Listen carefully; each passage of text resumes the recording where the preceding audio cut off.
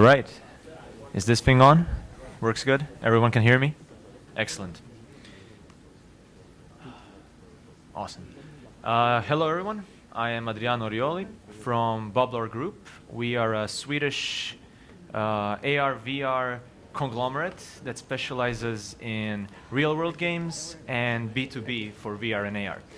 And today I would like to talk to you about the learnings and the technology we have used to develop our current project, which is a Pokemon Go-like game with Hello Kitty and the Sanrio characters. And just as a straight-up warning ahead, this is going to be a semi-tech heavy talk.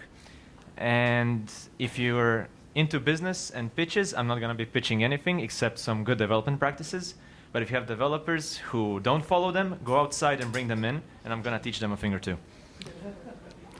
So first off, I want to start with our couple of problems that we have on a kind of a big basis. You might say to yourself, Skyrim is big. You might say to yourself, Red Dead Redemption is big. But there's a bigger open world game out there, our world. And that's where our game is set. In the possibly biggest, that's a lie, Minecraft is bigger. Second biggest open world game out there. And that has its own problems. And Minecraft doesn't have those problems. Minecraft could fake their world, and their world is flat. Our world is a spherical-ish little monstrosity that we have to handle. So a lot of the problems that you're gonna encounter while dealing with map-based, location-based games are how do we handle the world? And there's two ways of sorting that out. One of those ways is teleportation of the player. Another one of those is scaling of everything according to the player's current latitude and longitude. What we have decided to do in partnership with Google Maps is to teleport the player around. And to achieve teleportation, and flickering as well. Flickering is not part of a feature.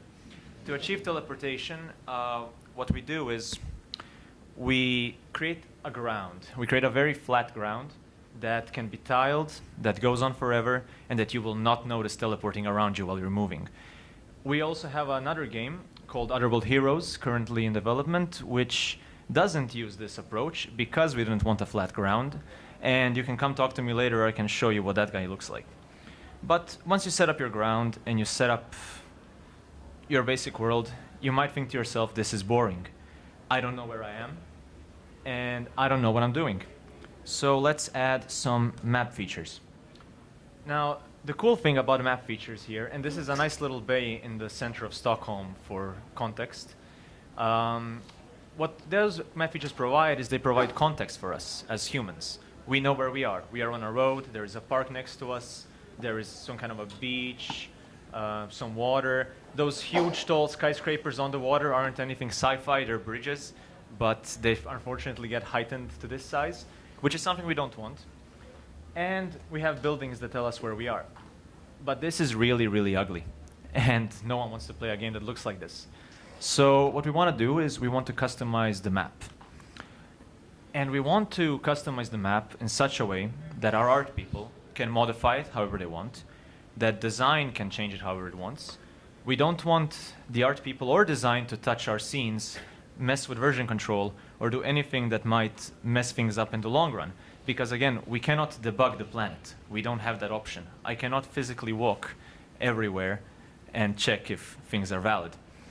We don't want to pollute the scene with a bunch of objects, and we want to make sure that every change we do is completely self-contained and scalable and modular. And for that, we have blatantly stolen the scriptable pipeline. Unity has transitioned recently to a very data-oriented approach with the scriptable render pipeline, scriptable asset pipeline, scriptable this and scriptable that. So we have made a scriptable map pipeline, basically blatantly ripping off the scriptable asset pipeline for it. We, inside scriptable objects, have decided to hold methods instead of data, and those methods we apply linearly and in a composite way to achieve extended functionality. I'm going to walk you through an example of that type of object. So let's do the most basic thing on the planet. We want to change the material of something after it got created. Here is a couple of fake things that don't really exist, some map creation settings, and a scriptable object, a generic scriptable object which will hold that type of a setting modification. Afterwards, we say, it's a water create setting. What that is doesn't really matter. For us, it will just hold a material. In real life, it's a lot of different settings that you can modify, but for the purposes of the demonstration, it's just a material. Then what we do is, in the apply method, we just change the material. The good thing here is it only does one thing. It only changes a material. There is nothing else that can happen. There is no other consequences. Settings come in, they get modified, and that is it. And that allows us to go from a very boring, very flat map, like so, into a little bit of a nicer water, but otherwise still boring and flat. But the water is nice. It has a shader, it moves, and I bet you haven't seen water good like this in a location-based game before. But that's not enough. Let's just do that for everything. I'm going to walk you through a couple of things here. So for example, the buildings. They go from this grayness. Oh, can I go back? Yes, I can. They go from the gray monstrosity into something much nicer, a little bit of green. That is one part of our scriptable pipeline. The other part of the pipeline is modifying the height of the building. Third part of the pipeline would be, for example, coloring the roads. Fourth part, extending the roads to allow little footpaths on the side. Fifth part, setting the parks to a different material, and so far and so forth. Each one of the things you see different between the first part and the second part has been achieved with a composition of one line of code methods, which themselves are completely enclosed, do nothing except the little thing they need, and don't need to be tested more than on one single object, because they just do one thing. It's a very Unity approach to game development that we have tried to use to ensure sanity at a huge open world scale. But now we have nothing to do. It's a map, it has buildings. We want to make it prettier. We want to make it feel like a world. It is a thing we feel that in our studio is what's missing in modern location-based games. They don't feel like worlds, they feel like maps which you interact with by clicking on things. So we want to do stuff there. We want to add a little bit of that real open world feel. And since we can't really just plump a mountain in the middle of Singapore and pretend it's there, we're going to have to play around with some other things. Another thing we really, really want is performance, because while I could set up a GPS tracker on my laptop and walk around town, it's not going to be very interesting, so I need to run it on a phone. So everything we do must run on phones. It must run on fast, it must run on slow, it must run on newest, must run on oldest that we can support. So we come to the most obvious solution, which is ECS and job system.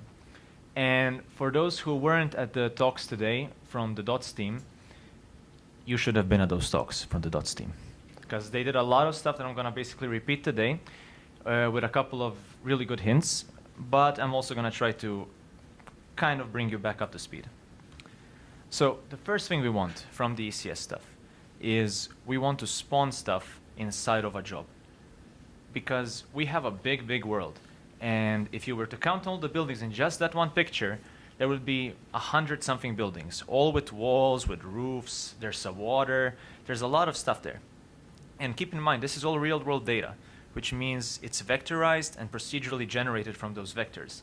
We are processing a huge amount of data on the fly on a phone. So we want things to happen async as much as possible.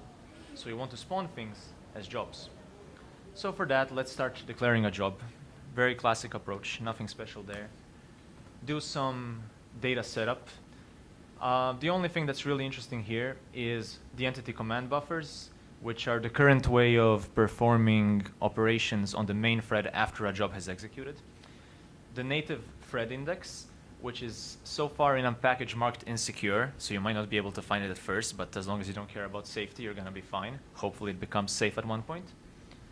And the fact that we pass along an entity. The reason for that is that as of today, you cannot reference mutable objects inside of your jobs. So no materials, no meshes. So what you want to do ahead of schedule is you want to spawn a couple of entities. For example, the reason we do it is because we're going to spawn a couple of iterations of things.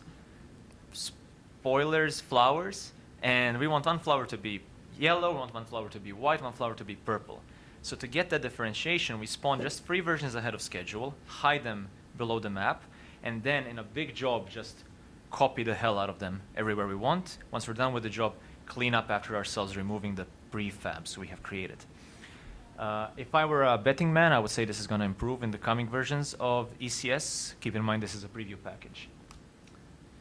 Then just a typical execute from the job, instantiating for the command buffer, the replica of our prefab, setting some component data, and adding a little bit of additional rotation, which allows us to go from a map which is pretty and we could already play with it into something that has a little bit more style.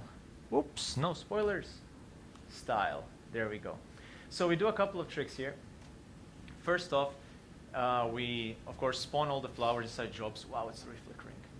We spawn a lot of flowers inside the jobs. Then we make everything GPU instanced, but then we use the vertex position of the world space of the flowers as a seed inside of a shader to make sure that even though it's instanced on the GPU, they all shake a little bit differently. And we make sure that everything gets spawned somewhat intelligently based off of the triangle meshes of the things underneath. So you might be able to notice that there's a certain pathway next to the road because of the way the triangles themselves are shaped inside the mesh.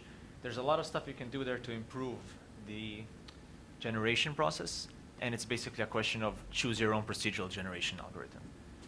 And this is not the only thing we can do. We can do whatever we want. We can do butterflies that fly on top of things. And just because I wanted to do it, we can also put lily pads in the water. So to give you a sense of scale, just the flowers, because I remember to measure those, the flowers are around 300 in the scene that you see here, around 4,000 in a circle you don't see. And we have measured that, again, just the flowers, you can run around 20,000 on an iPhone 8 Plus, around 15,000-ish, 17,500 of those flowers on an iPhone 7 Plus. So you can have a lot of flowers if you just set it up this way. And this runs at 60 FPS on a cell phone. And if you really don't care about battery, you're not going to even notice that they exist, to be honest. But now we have a couple of additional problems. We want things to move with our map. Because our map moves, we want it to move with it. We want to destroy things because we don't want them living forever. And this is part of the question, what if I don't want to use a system to run these things? Systems are good. Systems are awesome. Systems also run constantly. While there's nothing wrong with that, maybe for certain reasons you don't want this behavior. You want to initiate certain actions on an event. In our case, we don't really want to run a system that checks are you far away from something every 60th of a second. There's no point. We use the GPS. We only get new GPS data every 10 seconds. So why should I run something at 60 FPS when I could run it at, what is that, 0.1 FPS? I don't know. So one key thing here is that ECS is not the job system. And that is really, really important. Online, you're going to find a lot of data from people who kind of merge the two into one thing, and they say you can't use one without the other, or it's all merged together. It's not. They're completely separate things. Take what you need out of them. Don't spread butter with a sword. Use the tools provided to you correctly. So what we want to do is we want to have our entities. We want to have our components. We want to run jobs how we want them to run, not how a system wants them to run and to have to struggle with an API. So let's do a first thing. I learned today this is called a tag component, which was very fun to learn. And the only thing it does is it's an empty component, which is going to use almost no data for us except the data that's reserved in the entities themselves. And it will allow us to specify which entities we want to trigger a job on. So we're going to define a job. And that job is going to be defined on a component, on an entity that has a translation and a floating object component. We're going to have some kind of an offset and a little constructor because I'm lazy to write the structs every time. And an execute. And the only thing the execute does is it moves the position of the object by the offset. You will notice that we're not using the floating object component at all because we don't care about it. The only purpose it's there is to be a tag so we can filter later on. And this is an example of why we would be filtering it.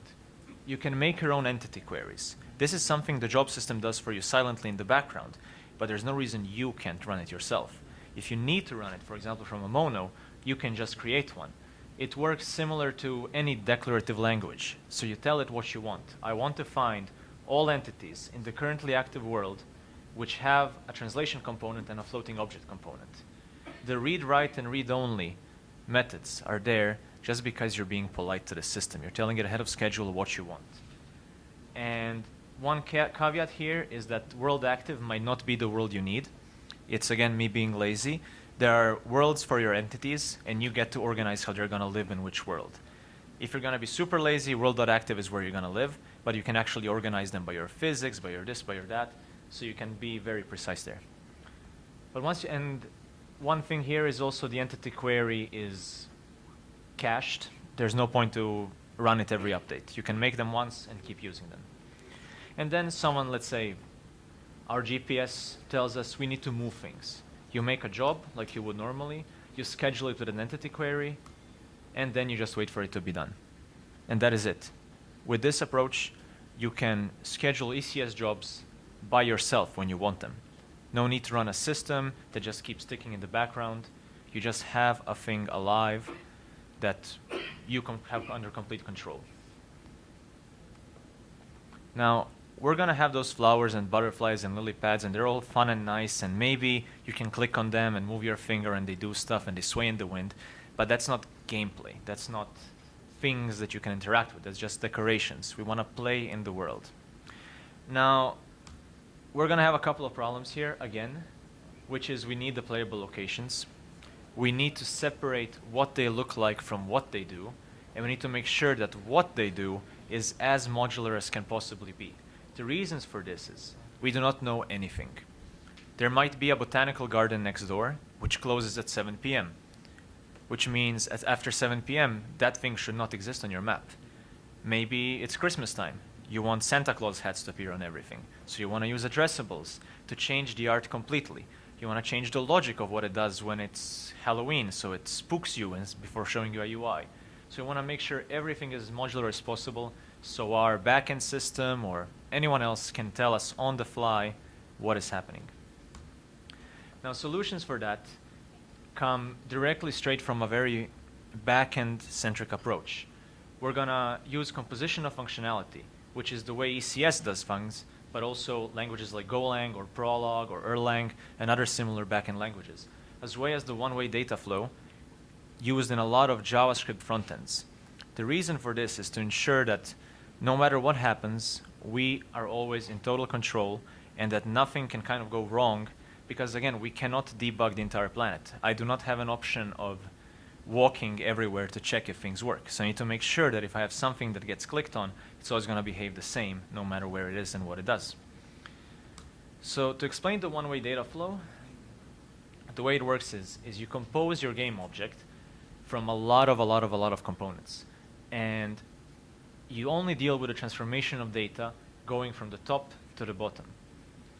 Your definition would go into the top, then it would slowly trickle down into the children. Every child, based on that data, somehow transforms or modifies itself or what it does or instantiates something or something similar. I'm going to walk through an actual game object we have in our game to show you how that looks like in real life.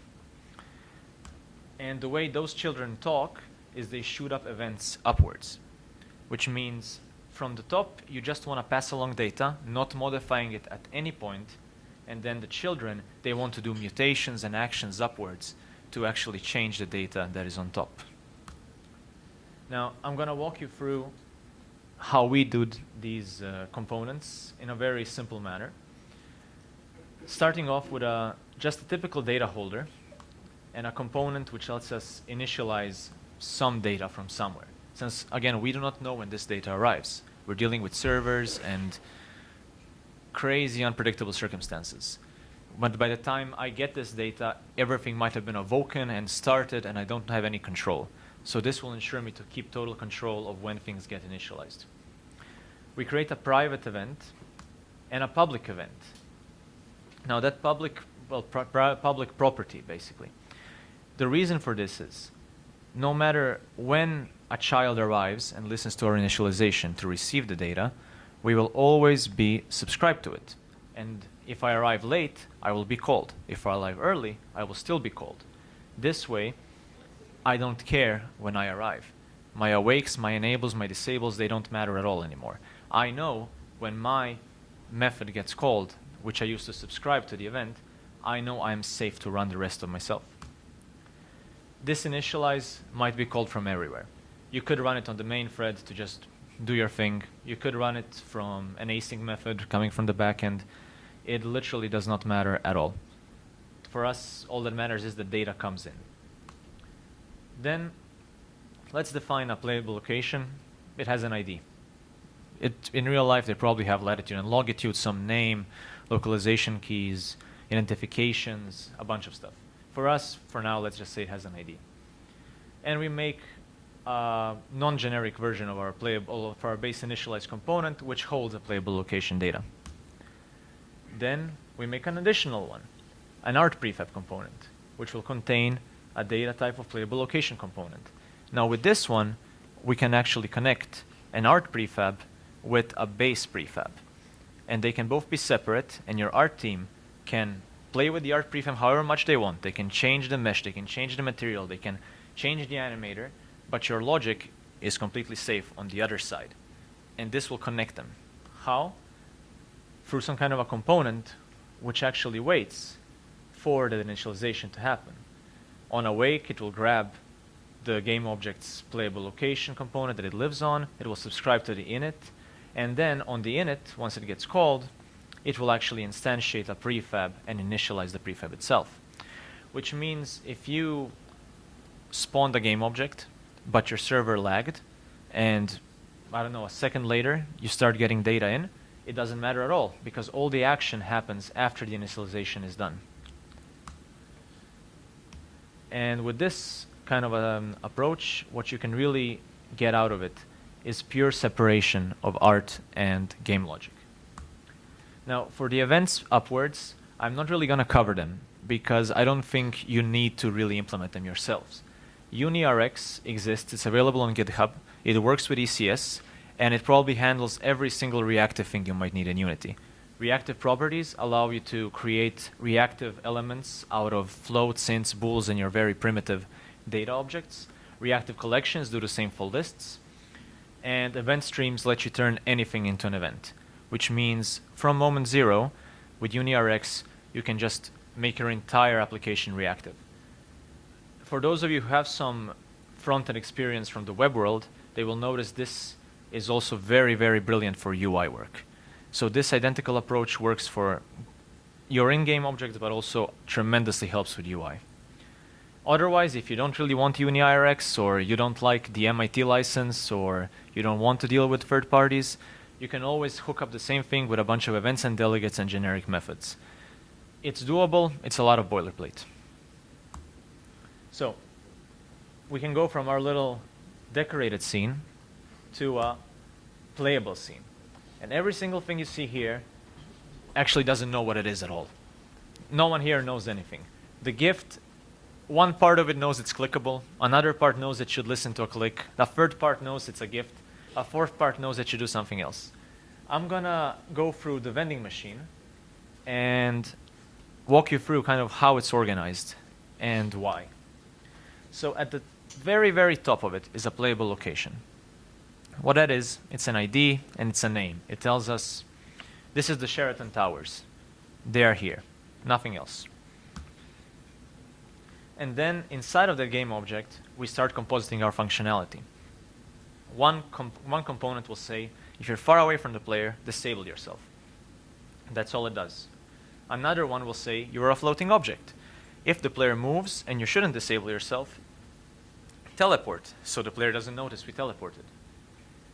One of them says, modify the drop rates. If the player is near you, tell the backend, I'm near the player, modify the drop rates for the player. There's a cooldown timer on it as well. That guy will do something completely different. He will wait for a cooldown and he will disable interactivity on itself. Another component will detect the player if they're nearby. Then there's going to be an instance inside of it. That instance, keep in mind, until this point, it's just an empty thing. It's an empty game object floating, just a transform with a bunch of components. It's not visible at all. The instance actually starts containing something that's actually tangible. the art prefab inside of it with an animator. At this point, your art team just needs to replace that art segment, and it will still work identically as before without you ever touching anything or changing anything. The instance will look at a player because this specific thing needs to look at the player. It might detect a click because this specific thing needs to detect a click. And it's going to have some kind of a special interaction when a click happens. And the interaction will not know how or why the click happened. Which lets us go from this kind of a boring map we had in the beginning to a fully formed and fledged playable map that goes on for, I don't know, I think 3 kilometers circle wide at this point. And every single thing you see here is completely controlled with either ECS, the component functionality, or just a simple mono that controls the spawning itself. Yeah. I have prepared a little extra time for questions because I know this is a bit on the heavier side. So thank you for listening, and please ask away.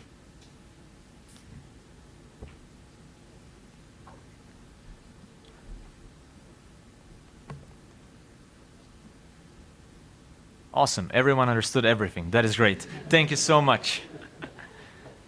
I'm going to be outside, and you can meet me also at the wobbling booth in the showcase. Thank you.